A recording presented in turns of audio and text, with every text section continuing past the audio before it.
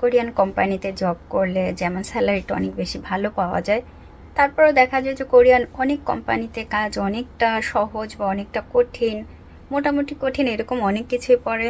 বিশেষত যারা মেশিনের কাজগুলো করেন সেই কাজগুলো অনেক বেশি কঠিন হয়, খুব বেশি মনোযোগ দিয়ে কাজ করতে হয়।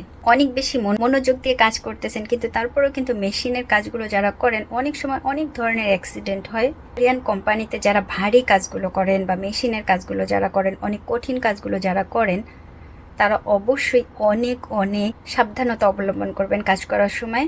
অনেকেই আছেন অনেক বেশি টেনশনে থাকেন কাজের সময়।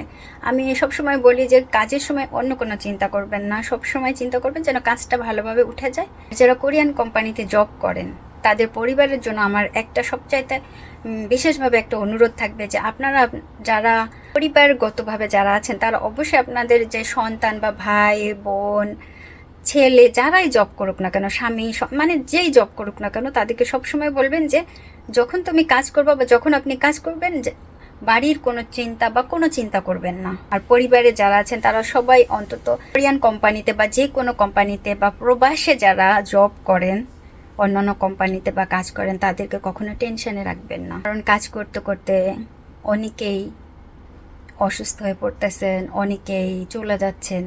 এই যে পরিবার থেকে বিদায় নিয়ে চলে যাচ্ছেন, যে অনেকেই চলে যাচ্ছেন, আমরা অনেক অনেক প্রিয়জনকে হারাচ্ছি। সবাই সাবধানভাবে কাজ করবেন, অত্যন্ত মনোযোগ দিয়ে কাজ করবেন যখন কোনো মেশিনের কাজ করেন।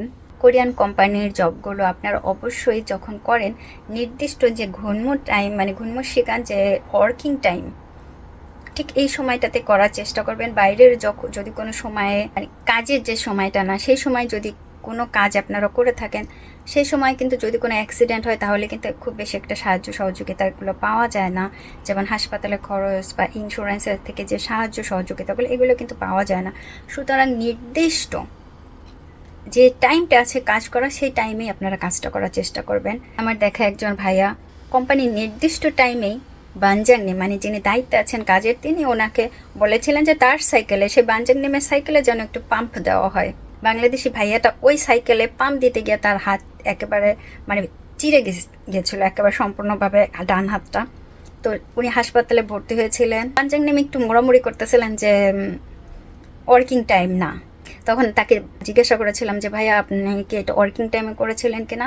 তিনি বলেছিলেন হ্যাঁ, ওয়ার্কিং টাইমে বানজাংনি কাজটা করার জন্য বলেছিলেন। সুতরাং আপনারা সবসময় চেষ্টা করবেন যেন ওয়ার্কিং টাইমে কোম্পানির কাজগুলো করার জন্য।